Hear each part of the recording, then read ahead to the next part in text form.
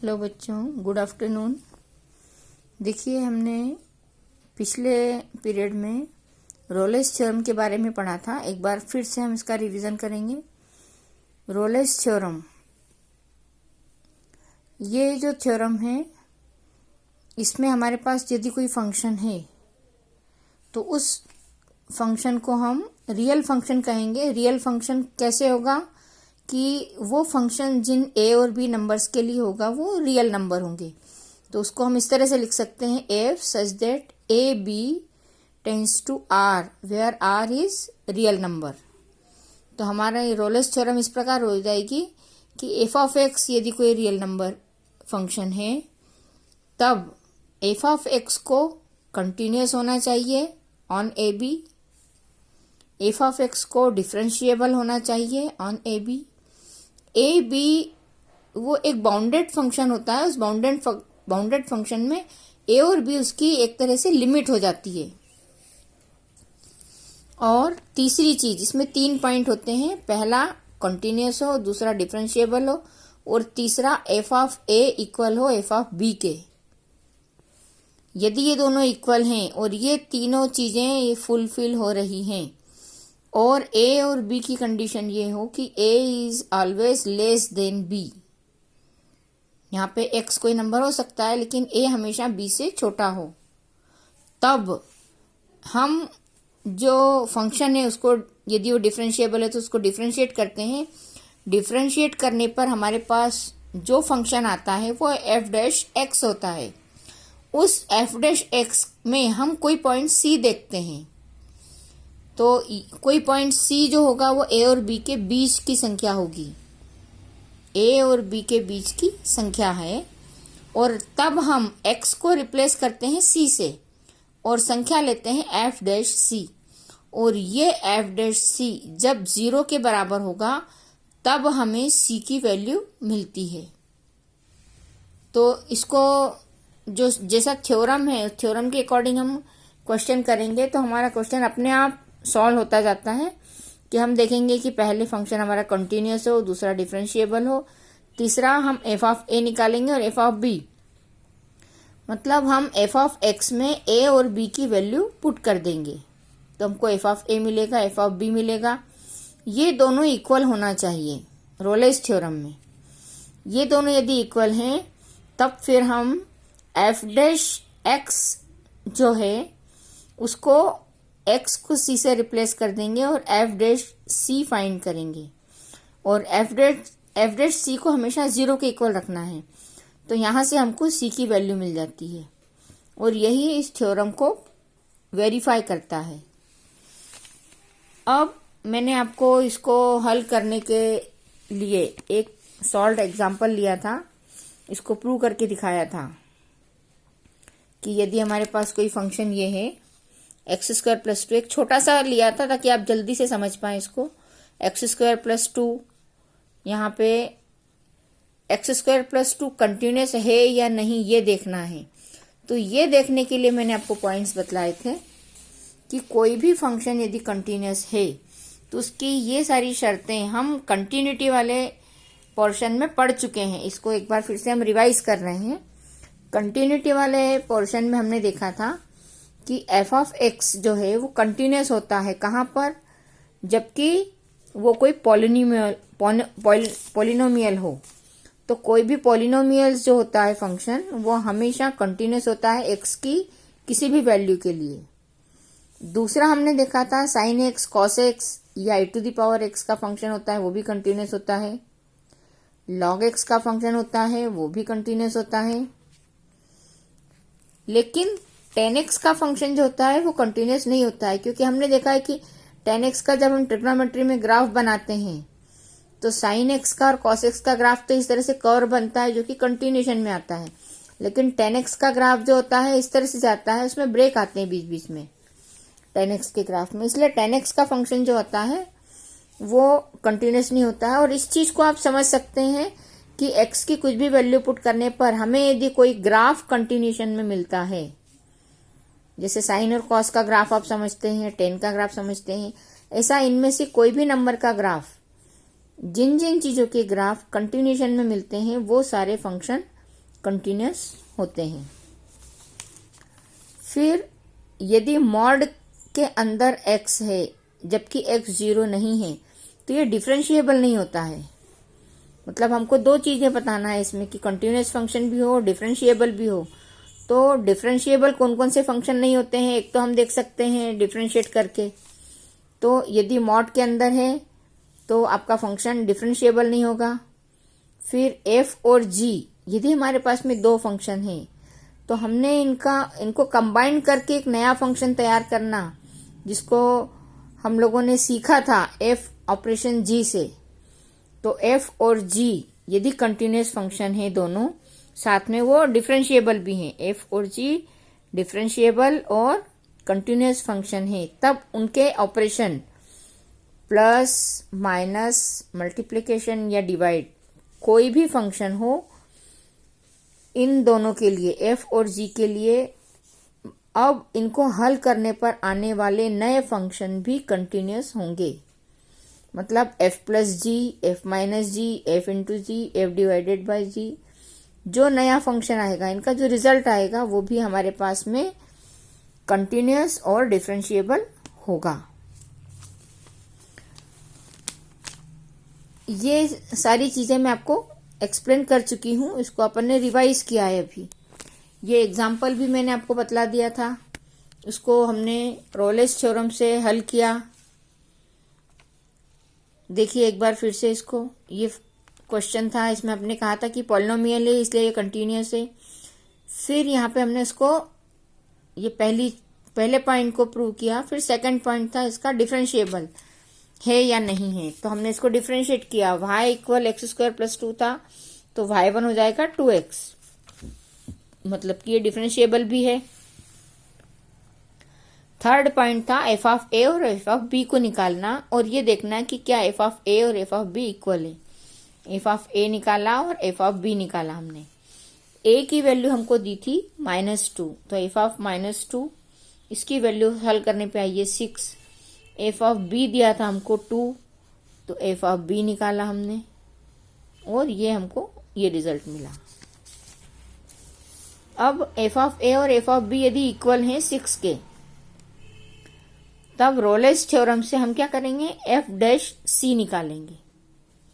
f dash c की value 0 दी हुई है, लेकिन अब हमको ये देखना है कि हम जो c की वैल्यू निकालेंगे, f डैश c यदि 0 के बराबर है तो c की वैल्यू जो है वो इन दोनों a और b के बीच में ही आना चाहिए, तो रोलेस थ्योरम वेरीफाई होती है। ये प्रूव करने के लिए हमने f डैश x में x की जगह c रखा, मतलब x से हमने x को रिप्लेस करके c रख दिया। 2x बराबर c, f डैश x हमारा आया था x स्क्वायर 2x और ये आया 2x बराबर 0, तो अब हम लिखेंगे 2c बराबर 0, c की वैल्यू 0 मिली है। अब देखिए जो c की वैल्यू 0 मिली है वो -2 और +2 के बीच में है, मतलब आपकी जो थ्योरम है वो वेरीफाई हो रही है। इसके सारे क्वेश्चंस को हमको ऐसे ही करना है। इसका क्वेश्चन नंबर 1 5.8 का क्वेश्चन नंबर 1, क्वेश्चन नंबर 1 है, देखिए f of x equal x square plus 2x minus 8।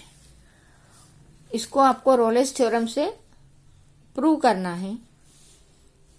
अब हम सबसे पहले देखेंगे कि इसके जो 3 पॉइंट हैं वो फुलफिल होते हैं या नहीं।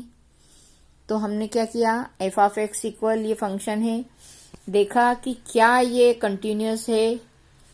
तो चूंकि ये एक पॉलिनोमियल है तो पॉलिनोमियल फंक्शन जो होता है वो हमेशा कंटिन्यूस होता है, तो इसलिए हमने कहा कि ये फंक्शन कंटिन्यूस है। मतलब पहला पॉइंट हमारा प्रूव हो गया। सेकंड पॉइंट लिया हमने कि क्या ये डिफरेंशिएबल है। सेकंड पॉइंट में डिफरेंशिएबल देखना है हमको, तो हम इसको डिफरेंशिएट करके देखेंगे।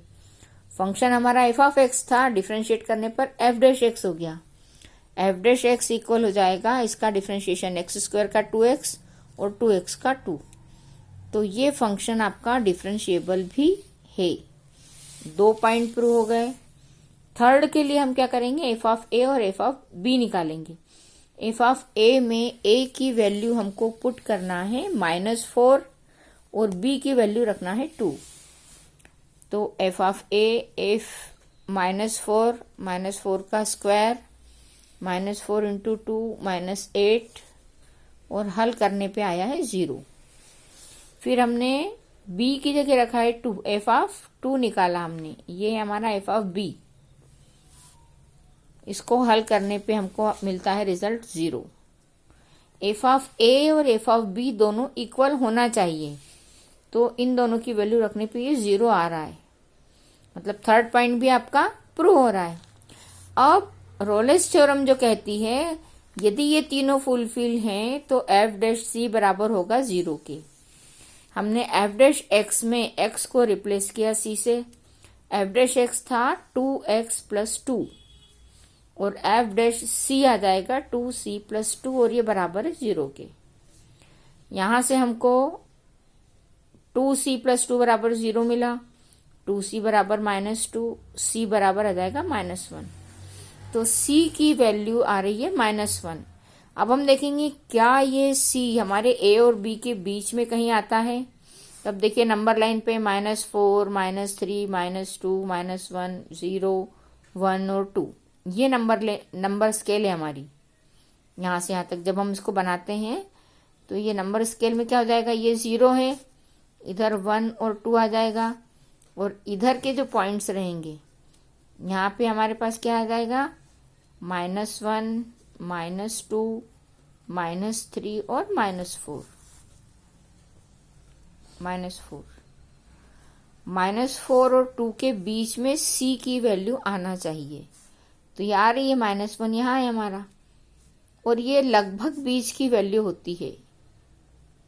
ठीक है, जब जो कर्व बनता है तो उसमें जब कर्व बन जाता है इस तरह से, जब कर्व बनता है तो इस कर्व का जो मीन बीच का बिंदु होता है उसके ऊपर जो टेंजेंट आता है, टेंजेंट जिस पॉइंट पे आता है वही वैल्यू सी की होती है और वही हम निकालते हैं। तो इस तरह से हमको ये वैल्यू लगभग बीच की वैल्यू मिलती है। तो ये देखिए -4 और 2 के बीच की वैल्यू -1 हमको मिल रही है, तो इस तरह से सी की वैल्यू -1 है। इसलिए इन थ्योरम्स को मीन वैल्यू थ्योरम भी कहते हैं। अब देखिए इसी को थोड़ा सा और एक्सटेंड किया गया है, इसी थ्योरम को, जो रोलेस थ्योरम है इसका एक्सटेंड पार्ट है, इसे हम मीन वैल्यू थ्योरम कहते हैं। इसमें थोड़ा सा चेंज किया गया है। इस थ्योरम में हमको कहा गया है कि यदि function f such that a b tends to r है, ये भी एक रियल वैल्यूड फंक्शन है जिसमें a और b 2 पॉइंट्स हैं, और इन दोनों पॉइंट्स पर यदि हमारा फंक्शन कंटिन्यूअस है, फंक्शन हमारा कंटिन्यूअस है a b पर, यदि फंक्शन डिफरेंशिएबल है a b पर, तब हमको किसी वैल्यू c के लिए, और c जो होगा वो a और b के बीच में ही कहीं होगा, जो एग्जिस्ट करता है c इन a b, तब f डैश c जो होगा वो f of b minus f of a upon b minus a होगा। अब देखिए रोलेस थ्योरम और इस थ्योरम में थोड़ा सा डिफरेंस है। वो डिफरेंस क्या है, उसमें हमने f ऑफ a और f ऑफ b को निकाला तो f ऑफ a और f ऑफ b उसमें 0 आ रहे हैं। अब यदि 0 आते हैं तब तो आपको रोलेस थ्योरम लगा देना है, यदि 0 नहीं आ रहे हैं मीन वैल्यू थ्योरम में b माइनस a निकालेंगे आप और b माइनस a से उसको डिवाइड कर देंगे। f dash c equal f of b minus f of a upon b minus a। इसमें यही खास ध्यान रखने की बात है कि रोलेस थ्योरम में f डैश c को 0 के इक्वल रखना है, और इसमें f डैश c जो है वो f of b minus f of a upon b minus a रहेगा। अब हम क्या करेंगे, यहां से f डैश c को इसके इक्वल रख के f जो हमारा f डैश x होता है उससे c को रिप्लेस करके c की वैल्यू फाइंड करेंगे। जो c की वैल्यू आती है वो वैल्यू a और b के बीच में आना चाहिए, जैसा अपन ने पिछले क्वेश्चन में देखा था। यदि और हमेशा a और b की कंडीशन कैसी है कि a जो है वो हमेशा b से छोटा है, तो इस वाली कंडीशन में इन दोनों के बीच की संख्या जो होगी वो हमारी c होगी। तो इतना यदि हम प्रूव कर देते हैं तो इसे हम मीन वैल्यू थ्योरम कहेंगे। यदि रोलेस थ्योरम से प्रूव करने को कहा जाए तो पिछली वाली मेथड, और मीन वैल्यू थ्योरम से प्रूव करने को कहा जाए तो ये वाली थ्योरम आपको लगानी है।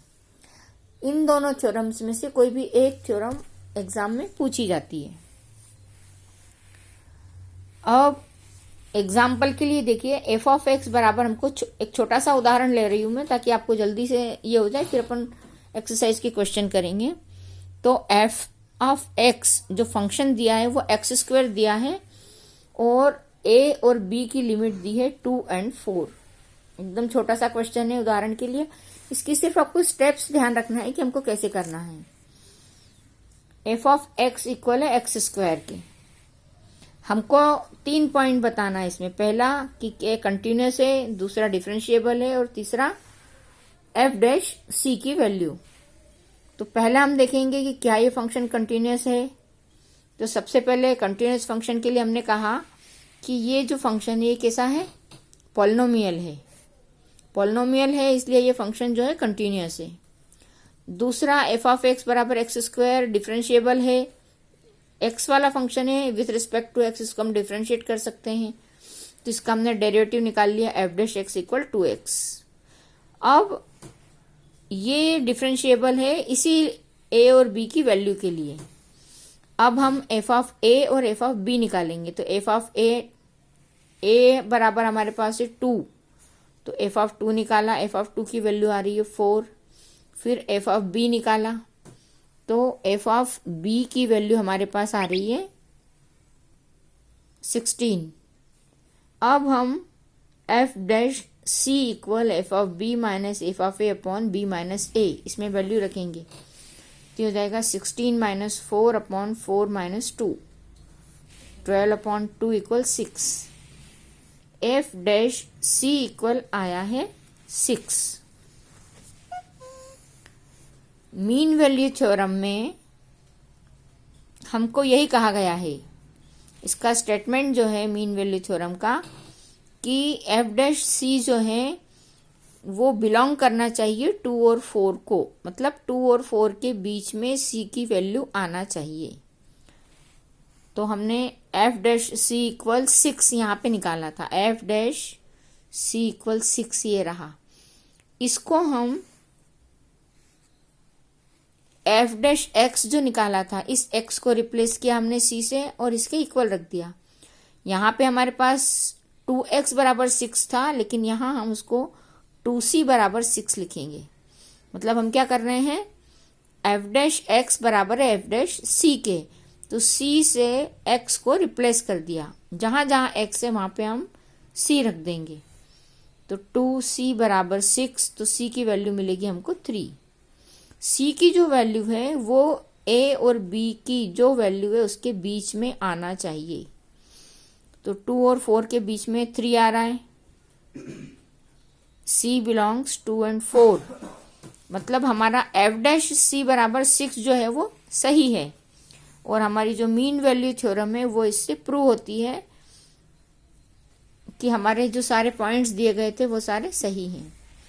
ये एक छोटा उदाहरण था। अब हम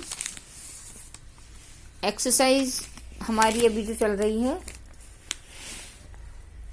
उसका क्वेश्चन नंबर 4 करेंगे। एक्सरसाइज चल रही है हमारी 5.8। एक्सरसाइज 5.8, इसका क्वेश्चन नंबर 4। देखिए, क्वेश्चन नंबर फर्स्ट मैंने आपको जो करवाया था वो रोलेस थ्योरम से प्रूव करना था, और क्वेश्चन नंबर 4 जो है ये मीन वैल्यू थ्योरम से करना है। अब जो फर्स्ट क्वेश्चन के बाद में 2, 3 जो क्वेश्चन थे वो रोलेस थ्योरम से करने के थे। क्वेश्चन 4 के बाद में 5 और 6 दो क्वेश्चन दिए हैं वो मीन वैल्यू थ्योरम से करने के हैं। तो इस तरह से एक क्वेश्चन मैंने आपको करवाया, 2 आपको करना है, और इसका वेरिफिकेशन मीन वैल्यू थ्योरम का मैं करवा रही हूँ। तो बाकी के 2 क्वेश्चन आप करेंगे, और यदि समझ में नहीं आता है तो आप मुझसे पूछेंगे। अब देखिए, हमारा जो क्वेश्चन है, verify mean value theorem if f of x equal x square minus 4x minus 3 in the interval a b where a equal 1 and b equal 4, मतलब a और b की लिमिट 1 और 4 है। इसका सॉल्यूशन हम वही 1 2 3 पॉइंट जो है वो लेंगे। पहला पॉइंट है कि हम ये देखेंगे कि ये कंटिन्यूस है क्या, तो x square minus 4x minus 3 एक पॉलिनोमियल है, तो it being polynomial so it is continuous in interval 1 and 4। Second point हम लेंगे कि क्या ये डिफरेंशिएबल है। F of x equal x square minus 4x minus 3, तो जितने भी पॉलिनोमियल फंक्शन होते हैं वो डिफरेंशिएबल होते हैं। इसको हमने डिफरेंशिएट करके देखा, एक्स स्क्वायर का हो जाएगा 2x और माइनस 4x का हो जाएगा -4, 3 हो जाएगा 0। तो आपका ये फंक्शन डिफरेंशिएबल है 1 और 4 में। अब हम एफ डैश एक्स इक्वल ले रहे हैं 2x माइनस 4, तो एफ डैश सी में हम क्या करेंगे, इस x को रिप्लेस कर देंगे c से। जहां पे हमारे पास में x है वहां पे c कर देंगे, तो एफ डैश एक्स की जगह एफ डैश सी और 2x माइनस 4 की जगह 2c माइनस 4। ठीक है,